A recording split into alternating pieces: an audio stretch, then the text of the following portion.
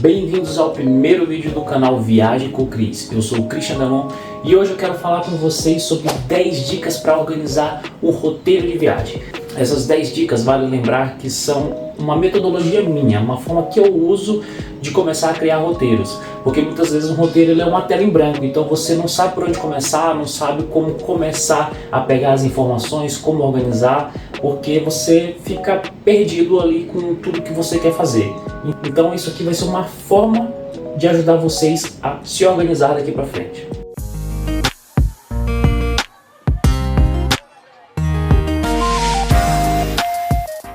O primeiro ponto é definir a data da viagem e o período. Por que isso é muito importante até mesmo antes de você pensar no local? Porque existem locais que, dependendo da data e do período, não vale a pena. Um exemplo foi quando eu fui para o Peru tem um período que é favorável para que você faça os passeios em torno de Cusco, que é onde fica a grande maioria das atrações que são conhecidas, como a Montanha Sete Colores, Machu Picchu. Então, esses passeios costumam não acontecer no período chuvoso, até por conta do perigo que oferece. Se você restringiu ali que você quer viajar, por exemplo, em outubro, novembro, o Peru ele não é um bom local para você ir. Então, você sabendo quando você quer viajar, juntamente com o período que você vai tirar de férias, ajuda também você a definir, porque você pode até querer conhecer um lugar, por exemplo, como o Peru, mas você vai deixar para um outro momento, para um momento que seja favorável para que você conheça todas as coisas lá. O passo número 2, uma vez que você defina a data e o período da viagem, é exatamente já restringir os locais que você quer ir e, pensando nisso, se você já definiu, procurar informações que são essenciais, como eu preciso de visto para entrar naquele local ou não preciso de visto. Porque, por exemplo, se você fala de ir para os Estados Unidos, às vezes a fila para tirar o visto é muito longa. Então você tem que se planejar com antecedência para que você consiga tirar aquele visto a tempo e para que você consiga viajar. Tudo isso tem que ser levado em mente. Agora, por exemplo, no Japão eu comecei a me programar e existia uma obrigatoriedade do visto, mas por acaso no meio do caminho eu dei uma sorte e hoje há uma isenção. Então eu posso ficar sem visto lá até 90 dias. O passo número 3, uma vez que você sabe o tempo que você quer ficar no local, você consegue começar a pensar quantas cidades você quer conhecer.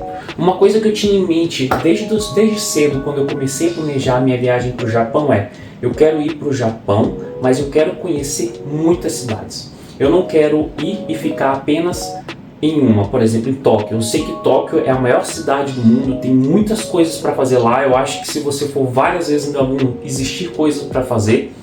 Mas eu queria conhecer mais sobre o Japão, porque é uma cultura que eu tenho um fascínio, uma curiosidade. Então eu queria passar por mais cidades. Eu queria ir em Tóquio, em Kyoto, que foi uma capital muito importante. Eu queria passar ali um dia em Nara também, que foi uma capital do país antigamente. Então eu queria passar por mais cidades. Se eu queria passar por mais cidades, isso está muito atrelado também com o período. Achei que 3 semanas seria muito mais favorável para uma viagem como essa, até porque é um voo longo, são 24 horas de voo, além da escala que você faz. No meu caso vai ser uma escala de 7 horas na ida. Então vale a pena você passar por toda essa viagem apenas para passar uma semana? No meu caso eu pensei que não, então eu vou logo para o Japão, que é um país que é mais caro, que é um país que é mais distante, então eu vou passar mais tempo e vou conhecer mais coisas. Da mesma forma, você também pode aproveitar para conhecer vários países ali em volta. Só que tudo isso também depende do quão a fundo você quer conhecer cada localidade. Para mim vale muito mais a pena eu distribuir mais cidades, mas eu consegui ficar mais dias naquelas cidades. Então assim, eu vou passar 6 dias em Tóquio, 3 dias em Kyoto, 4 dias em Kyoto, 3 dias em Osaka. Ainda vou conhecer algumas outras cidades menores que você consegue fazer em um dia. Mas eu prefiro fazer dessa forma do que fazer corrido e passar, distribuir, por exemplo, 3 semanas, passar 2 dias em Tóquio, 2 dias em Kyoto, 2 dias em Osaka, vou na Coreia também, passo ali 2 dias em Seul, vou na Austrália. Então assim, fica uma viagem corrida, fica uma viagem cansativa, então para mim vale mais a pena ficar mais tempo nos lugares e conhecer mais. E aí eventualmente depois a gente acaba planejando mais viagens. A dica número 4, então, com período definido, os locais que você quer conhecer, o país e as cidades. Então começa a pesquisa aos poucos. Então você só sabe o local que você quer ir. Como que eu organizo agora? Que tipo de atração eu escolho? Então a primeira coisa que eu faço é começar a visitar blogs. Eu gosto primeiro de ler os materiais e em seguida partir para vídeos do YouTube. Então no blogs e sites como por exemplo o TripAdvisor ele te oferece ali as principais atrações. Só que aquele filtro do TripAdvisor é muito genérico. Eu sei que ele te dá ali as principais, que há uma votação, mas ao mesmo tempo é uma coisa muito genérica que você não sabe se vai se encaixar no que você quer fazer. Porque também varia do perfil de pessoa para pessoa. Às vezes você quer uma viagem que seja mais focada em alimentação, que você gosta muito de restaurantes. Às vezes é um turismo A, que você quer conhecer as principais atrações. Ou mesmo um turismo B, que você quer conhecer coisas que nem todos os turistas vão olhar. No meu caso do Japão, eu queria fazer um pouco do A e do B. A partir disso eu comecei a elencar esses locais principais. Por exemplo, eu entrei ali no TripAdvisor, tem o Sensoji Temple, que é em Asakusa.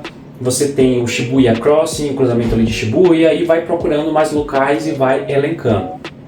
A partir disso eu vou entrando em blogs.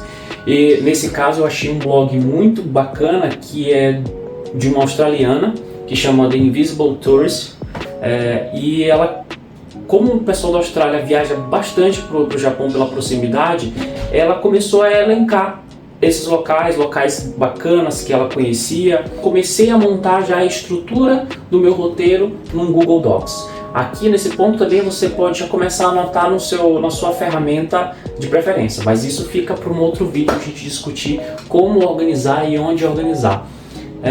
Então eu comecei a tomar nota. Isso na verdade já é o passo 5 também que se mistura, então é muito importante você já tomar nota de tudo o que você está vendo, que você considera importante. Pode ser uma besteirinha sobre alguma atração, mas já tome uma nota, coloque ali no Google Docs, coloque no Word. Se você não quiser salvar, se você não quiser anotar naquele momento, só salve nos favoritos do seu navegador. Deixa ali salvo nos favoritos, cria uma pasta ali. Eu criei uma pasta de Japão, então eu ia salvando ali e eu sabia que aquele artigo estava salvo, eu podia voltar ali a qualquer momento.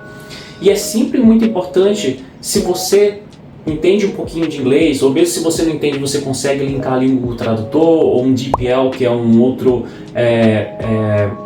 aplicativo, um outro software de tradução. Você pesquisar em outras línguas, porque isso abre muito leque de opções, principalmente para criadores de conteúdos e bloggers que vão te oferecer informações sobre as cidades que você quer conhecer. Então, essa que eu achei da Austrália foi procurando em inglês, então isso me ajudou muito, porque quando você procura apenas em português, isso limita. Nem sempre você vai encontrar o material sobre aquele país específico. Então não esqueça. Passo 5 também, tome nota, salve ali nos favoritos e comece a montar essa estrutura. Passo 6, eu já falei aqui um pouquinho anteriormente, que eu começo a pegar essas principais atrações e divido em dias diferentes. Então, isso também você tem que analisar a zona, porque eu começo a segmentar, porque no caso de Tóquio é a maior cidade do mundo. Então você não pode se dar o luxo de ficar cruzando a cidade toda hora de metrô. Além de você gastar dinheiro com transporte, você perde muito tempo no transporte. Facilmente ali, se você se mover entre um ponto a outro da cidade, você pode perder 1 hora. E você quer otimizar o seu dia. Então você pega, eu tenho esse templo aqui que eu quero conhecer, que é nessa região. O que mais tem em volta desse templo? Tem alguma outra atração importante? Por exemplo, no caso do Sensoji Temple, que é um dos principais templos de Tóquio e do Japão, ali perto tem a Tokyo Skytree, que é uma torre. Então eu vou nessa torre nesse mesmo dia, por conta da proximidade. Então não tem problema você fazer 2 atrações grandes no mesmo dia, mas sempre leve em consideração a distância, porque se você tiver que atravessar a cidade, você pode perder muito tempo. Então tente distribuir em dias diferentes de acordo com os setores. Então setorize ali a cidade. No caso, por exemplo, quando eu fui para Lima, como era uma cidade menor, eu setorizei lado norte e lado sul. Então um dia eu fiz norte, outro dia eu fiz sul. Faça essa setorização e depois comece a elencar o que existe nesses setores e vá distribuindo pelos dias, para que você consiga ter mais eficiência perca menos tempo em deslocamento, em filas e consiga aproveitar ao máximo a sua viagem. Puxando aqui para o número 7, é sempre importante incluir um número limitado de atrações por dia. Nunca se esqueça, por mais que você queira conhecer 10 coisas no mesmo dia, que existe exatamente um deslocamento, por menor que seja. Acontecem imprevistos, às vezes você quer parar para comer alguma coisa, quer comprar um sorvete, quer parar para descansar, ou você passou por um café muito legal e quer parar naquele café, quer conhecer. Então, eu prefiro fazer uma viagem que eu consiga conhecer as coisas, mas também que eu fique relaxado. Eu não gosto de conhecer os locais correndo. Então, tem ainda aquela obrigatoriedade, não, eu tenho que sair desse local agora, porque se eu não sair agora eu não vou conseguir chegar naquele outro. E além disso também tem às vezes fila de espera para você entrar. E o passo 8 é exatamente um ponto que eu já falei aqui brevemente, que é reservas. Identifique tudo o que precisa ser reservado. No caso do Japão, é um país onde há o excesso de turistas. Por conta desse excesso de turistas, muitos dos locais eles limitam a entrada de pessoas por dia. O próprio Monte Fuji, que é um local aberto, está sendo limitado a quantidade de turistas. Como eu vou agora em uma alta temporada, que é a época das sakuras, das cerejeiras, então mesmo parques estão pedindo reservas em feriados e finais de semana, para vocês verem a quantidade de pessoas que visitam o Japão. Então isso é uma coisa assim absurda. Então muitos dos locais eles pedem reservas com um mês antes, 2 meses antes. Isso porque você corre o risco de ficar sem. Então imagina que você compra uma viagem, não fica atento às reservas que você tem que fazer, chega lá e você não consegue entrar nas atrações. Isso aí é como se fosse basicamente viagem perdida. Então, muito importante ficar atento ao que precisa ser reservado e o que não precisa ser reservado e quanto tempo antes precisa ser reservado. Número 9 é comunicação. Você vai querer se comunicar com as pessoas aqui no Brasil, possivelmente, caso de emergência, ou mesmo lá, principalmente internet. Quando você vai para um país que tem uma língua muito diferente, principalmente, você quer ter a possibilidade de navegar pelo Google Maps, de ter um tradutor. Então, comunicação, você precisa de um chip de celular. Ou seja, ou um chip, no caso do Japão, existe chip ou Pocket Wi-Fi, que é exatamente um roteador pequeno. No caso do Japão, eu vou comprar um eSIM, que hoje a gente não precisa mais tirar o chip do celular. Você tem um chip que é virtual. Então, os celulares mais modernos, eles já possibilitam essa utilização do eSIM. Então, eu vou comprar um eSIM de uma empresa japonesa. O custo-benefício é muito bom. Então, ele te dá 50 GB ali para você usar em 30 dias e o valor era um valor de $30, é uma coisa assim. Então, é um valor muito bom. Então, sempre fique atento também à comunicação. Mas aí tem diversas empresas hoje e isso é muito mais fácil. E o número 10 é a compra da moeda do exterior. Hoje também isso é uma coisa que ficou muito mais simplificado. Antes você tinha que comprar mesmo a moeda, o papel moeda e levar com você, ou você tinha que ir numa casa de câmbio, comprar o cartão deles específico.